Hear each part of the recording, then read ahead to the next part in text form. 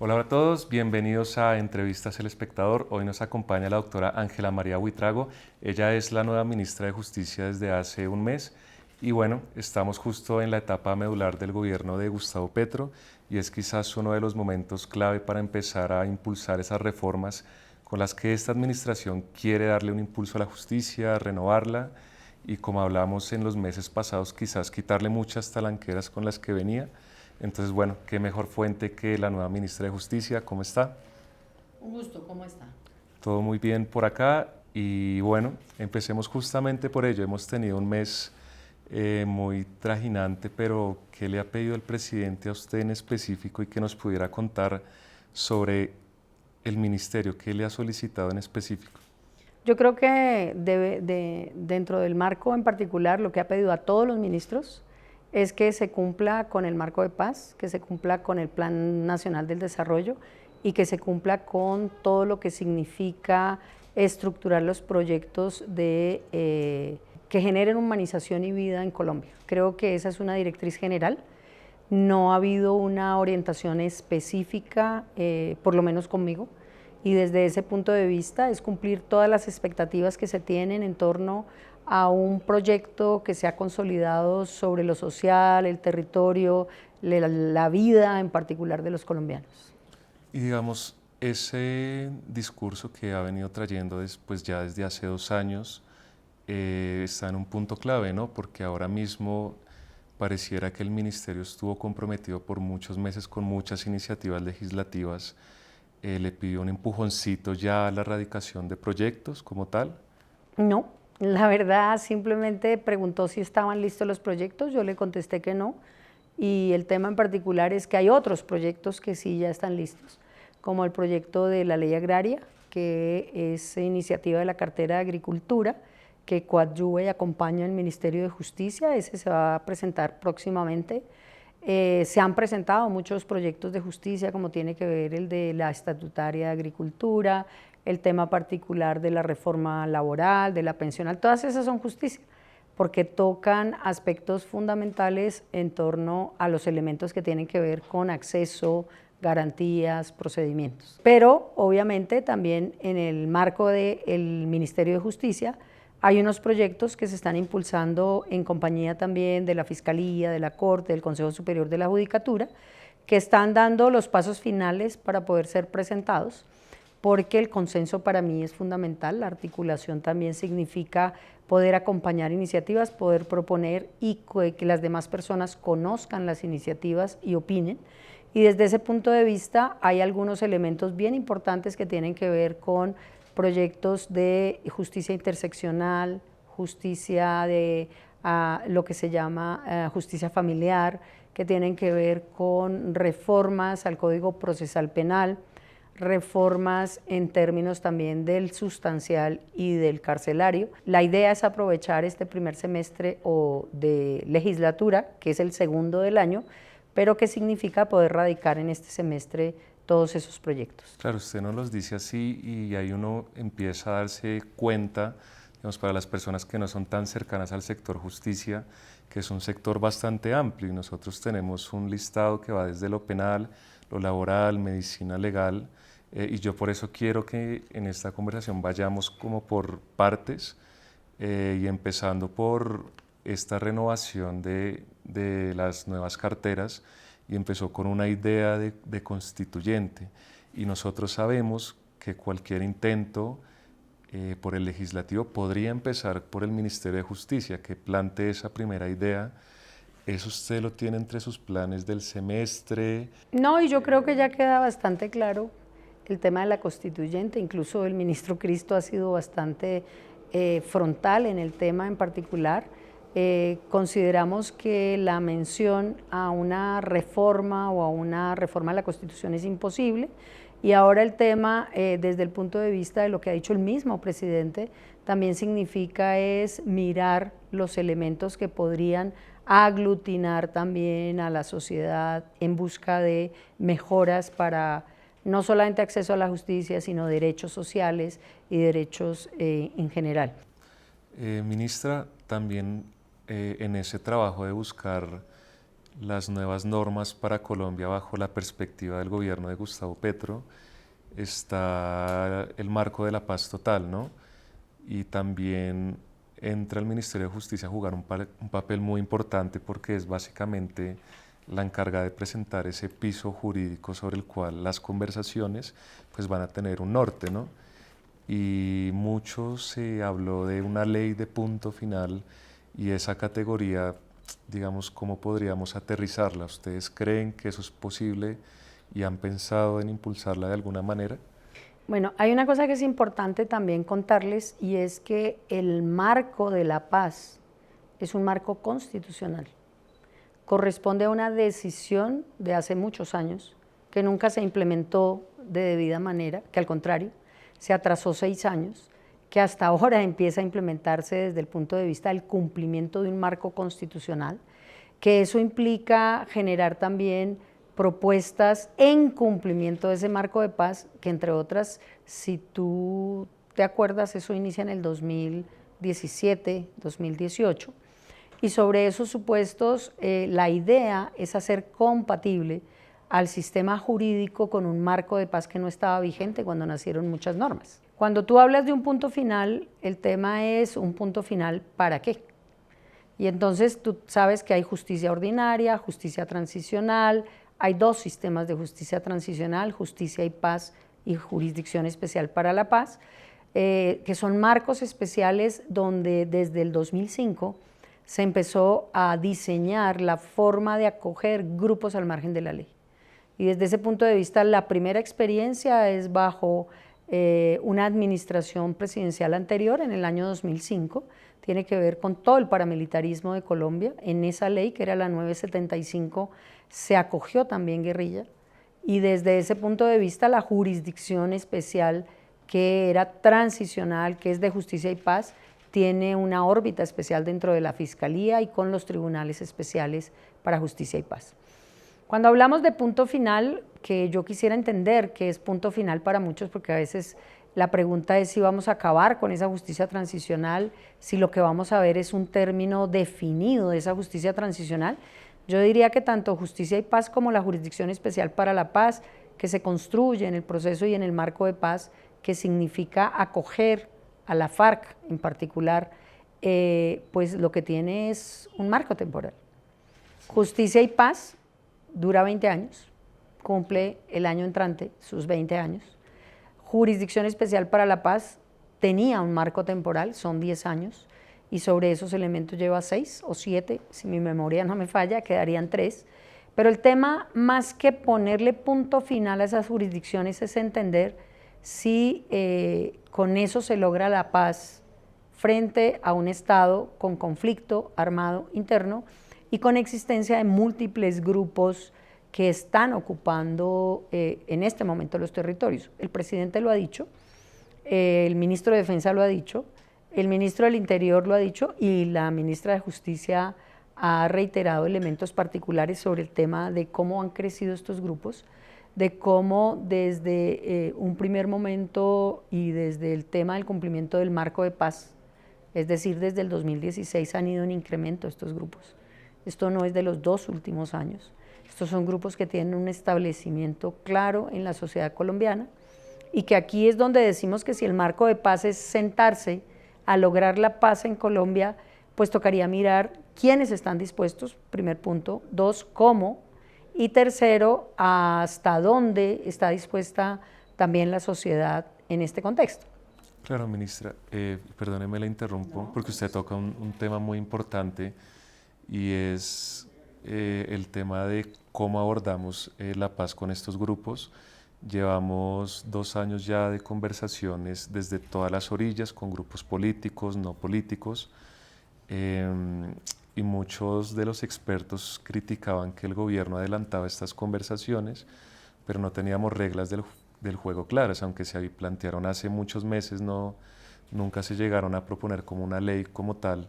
Eso quiere decir que en este momento el gobierno sigue explorando opciones y de esa manera llegar a la posibilidad de una ley de sometimiento. ¿Seguimos en ese punto? Mira, la ley de sometimiento fue entregada al Congreso el año pasado. La ley de sometimiento fue una iniciativa que hubo inicial de algunos grupos, porque tenemos también los marcos que regulan los otros grupos y que es claro que, incluso con la última sentencia de la Corte Constitucional, es claro que el paramilitarismo tiene una vía clara que es justicia y paz. Pero esa ley, hasta donde estoy enterada yo y he verificado, no tuvo debate, simplemente se hundió por el trámite general, pero sobre esa base se están explorando vías para saber si hay marcos regulatorios que puedan comprender algunos grupos, como lo es así, y otros, que siempre he dicho yo, son grupos amorfos, que encajan muy difícilmente en las jurisdicciones que se habían propuesto, por dos razones: o porque no cumplen los requisitos formales que llamamos nosotros, o porque están por fuera del marco temporal de esas leyes. Pero estamos explorando caminos y obviamente ustedes saben, este es un tema central que tiene que ver con el comisionado de paz y con el ministro del Interior. Sin embargo, el Ministerio de Justicia está apoyando en el tema de trabajar sobre la base de posibilidades y recomendaciones en el marco jurídico, y sobre esos supuestos estamos trabajando. Esperamos entregar prontamente algunas propuestas para que sirvan para esto, pero mientras tanto también es importante decirlo, se está explorando, como lo han solicitado varios grupos y entre esos el Clan del Golfo. Ellos fueron los que solicitaron sentarse a una mesa, porque para poder desmovilizar tú tienes que saber primero si las personas están dispuestas a aceptar las condiciones y a generar marcos que cumplan el acuerdo de paz. Justamente hablando sobre las características de los grupos, nosotros tenemos construido hasta el momento que el gobierno tiene una división marcada, ¿no? Para aquellos que tengan algún tipo de ideales políticos y para otros que no se enmarquen dentro de esta categoría. ¿Ustedes siguen pensando en esa forma? Escuchaba yo en los últimos días que pareciera que ahora se quiere entregar, digamos, parámetros exclusivos para cada uno de los grupos dependiendo de cómo se les considere. ¿O creen que la división va a seguir siendo políticos y no políticos? Mira, yo creo que esa es una división que está en el marco legal. O sea, las leyes se construyeron como se construyeron. Se hablan de grupos armados, grupos organizados, grupos rurales. O sea, eso ya está en la división legal. Desde ese punto de vista, las características de cada uno de esos grupos son diferentes. Y tú no puedes homologar un grupo armado organizado a un grupo delincuencial organizado, o a un GAOMIL, o a un... Si nosotros empezamos a ver toda la clasificación que hay de grupos, cada grupo tiene una particularidad. Digamos que hay unos mucho más concretos desde el derecho internacional, que entre otras se sabe las reglas que se le aplican también desde el punto de vista judicial, jurídico, desde el punto de vista operativo. Hay otros que son construcción colombiana, y desde ese contexto también tenemos que decir dónde los vamos a ubicar. Hay grupos que tienen una ideología o tuvieron una ideología política. Hay grupos que no tienen ideología política y que las consideraciones frente a estos grupos son muy diferentes a incluso los tipos penales que se les pueden aplicar y en qué base del derecho se les puede aplicar. Todo eso significa tener una vía clara para decir sí se van a desmovilizar, sí van a hacer este trámite, sí se van a acoger frente a esta ley. Es un gran dolor de cabeza que se está ahora resolviendo por ustedes, y nosotros mapeábamos con el tiempo que a la final parecía que algo que sí era estricto para el gobierno era manejar como punto de partida al menos la cárcel para máximos responsables de delitos.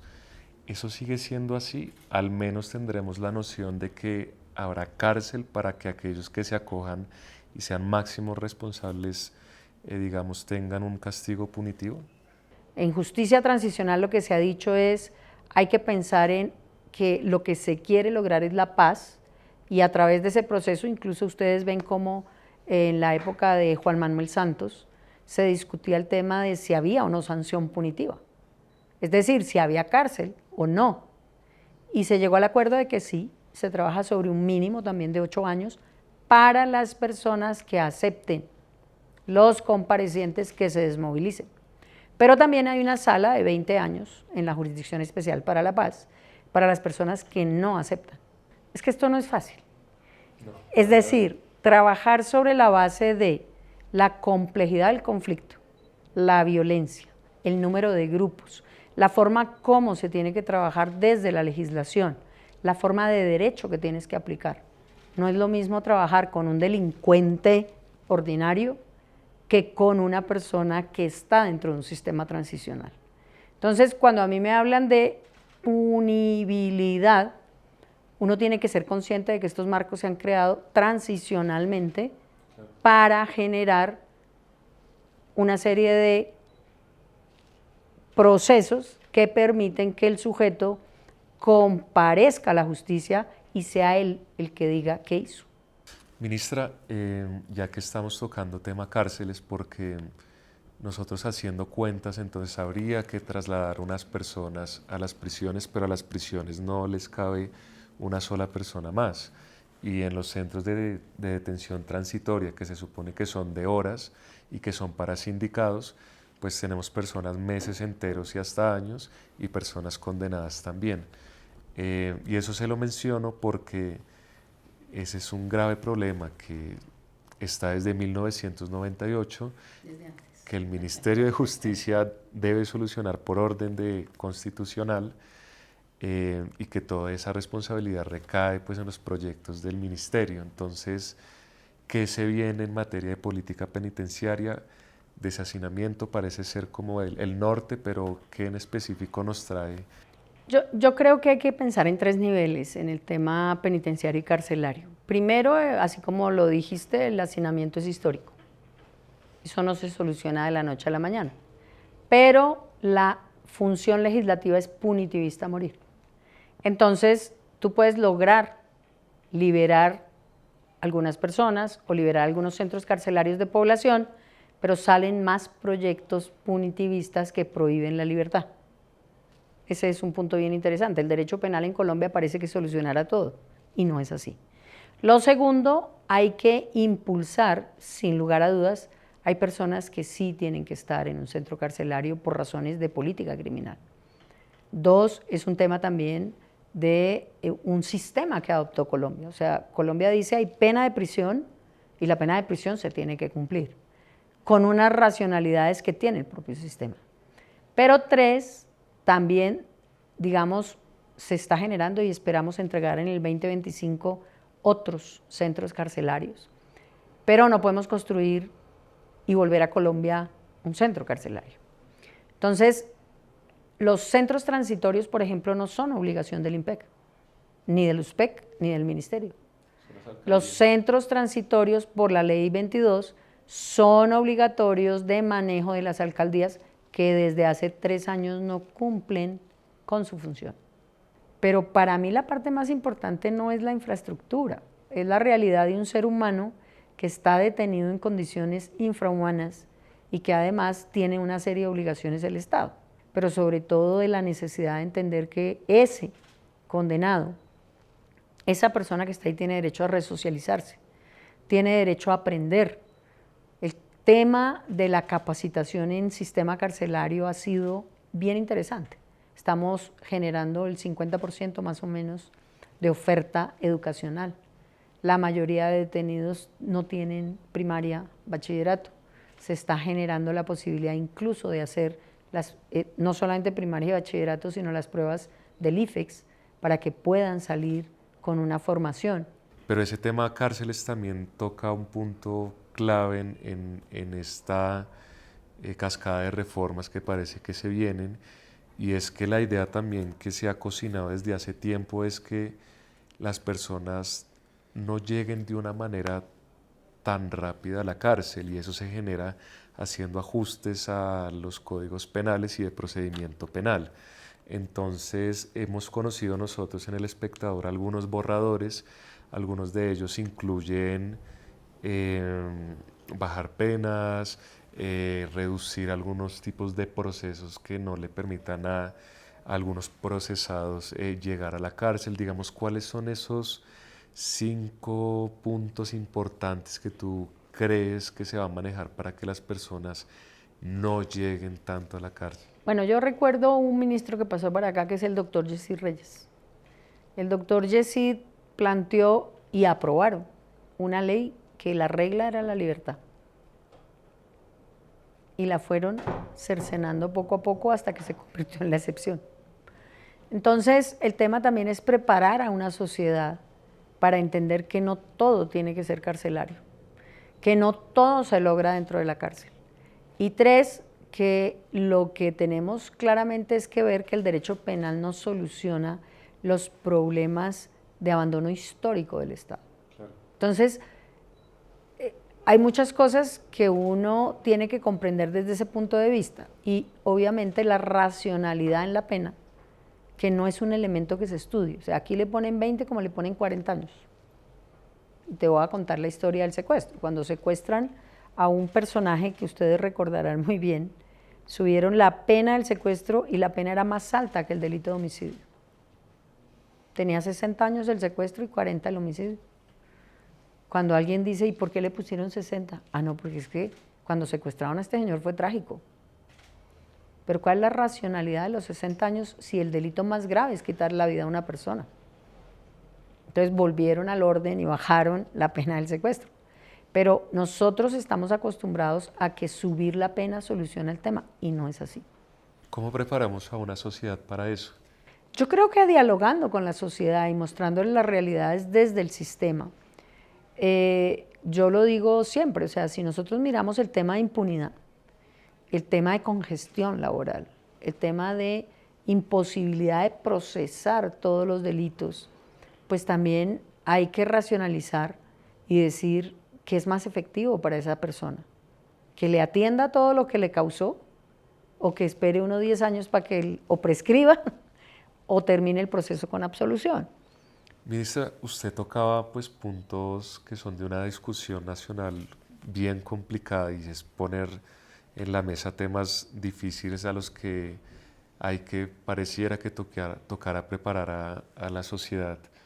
Pero uno de ellos es el tema de la justicia terapéutica, que es totalmente novedosa y sabemos que tiene que ver con mirar qué llevó a ciertas personas a cometer ciertos crímenes y darle un trato diferente. ¿Podría ahondar un poquito en qué están pensando hacer con ello? Claro, inclusive ese proyecto está realizado con USAID, proyecto de justicia restaurativa y terapéutica, lo que lleva es a entender las causas y solucionar las causas. Desde ese punto de vista también cuáles son las medidas adecuadas para cada persona. ¿Qué significa mirar que esa persona generó un delito y por qué razón? Incluso también hay medidas terapéuticas muy interesantes que se están implementando en el tema carcelario y que ya las vi en El Buen Pastor y las vi en otro sistema carcelario, y es la posibilidad de apoyos emocionales también para estas personas, porque son personas, y fíjate que aquí hay otro problema social de fondo. Cuando tú miras la sociedad y la sociedad colombiana, donde hay un alto número de hijos no queridos, donde hay desintegración familiar, donde nadie vela por muchas de esas personas, pues se crea también un fenómeno de abandono, de rabia contra la sociedad, que en muchas ocasiones podría explicar desde el punto de vista criminológico algunas acciones. Entonces también esa reparación del individuo cuando sale, y lo digo reparación precisamente desde el punto de vista terapéutico, es poder entender por qué delinque el sujeto sí y qué le falta a ese sujeto que se le pueda dar como apoyo, como muleta psicológica. Sí, de hecho, esos borradores pareciera que estuvieran casi a punto de estar listos. Se necesitan, yo creo que alguna que otra discusión sobre cuándo es el momento preciso. Y bueno, yo quisiera también cerrar la entrevista porque parte de estar acá también es entender el derecho disciplinario como parte del sistema y bueno, que pensar sobre la Procuraduría. Deberíamos hacerle ajustes, pasamos los procuradores a los juzgados, le hacemos algunos retoques en su estructura o no. Mira, la Procuraduría General tiene un mandato constitucional que es más o menos el ombudsman en términos de protección de derechos humanos de otros países. La Procuraduría interviene para proteger y garantizar. La Procuraduría la están tratando de sacar del esquema colombiano desde el 2005. Y digamos que hay elementos para evaluar la posibilidad de que dentro de algunos procesos la Procuraduría se convirtió en un elemento que puede romper la armonía del sistema acusatorio. La primera discusión era que la Procuraduría no era parte, pero desbalanceaba las partes, porque partes son dos. Y entonces cuando la Procuraduría toma partido por la Fiscalía o por la Defensa, estoy hablando en materia penal, pues se dice, aquí me desbalancea el proceso. Incluso en esa época estaba el doctor Edgardo Maya, y el doctor Edgardo defendió la persistencia de la Procuraduría, pero la Procuraduría la han querido desaparecer desde hace muchos años de intervención en ciertos procesos. Pero también la Procuraduría, digamos, participa en muchos procesos que creo que son importantes donde no hay, digamos, otras instituciones que actúen. Ahora, el problema disciplinario, que ese es otro tema, es que la jurisdicción disciplinaria tiene vacíos, tiene incumplimientos, es un sistema también, un sistema sancionatorio, y debería tener una serie de regulaciones y de cumplimientos, incluso de obligaciones internacionales. Ok, bueno, ministra, muchas gracias por el espacio en Entrevistas El Espectador. Los usuarios de nuestras plataformas pudieron ver cómo abordamos diferentes temas. Estuvimos con Paz Total, las reformas que se vienen en sistema penitenciario, en sistema penal. Tenemos claro cuál es el norte que se viene ahora para la cartera de justicia. Entonces agradecerle nuevamente por estar en este espacio y a todos los usuarios del Espectador recordarles que pueden seguirnos en todas nuestras redes sociales y que estén muy pendientes de esta entrevista y de muchas más que se vienen en Entrevistas El Espectador.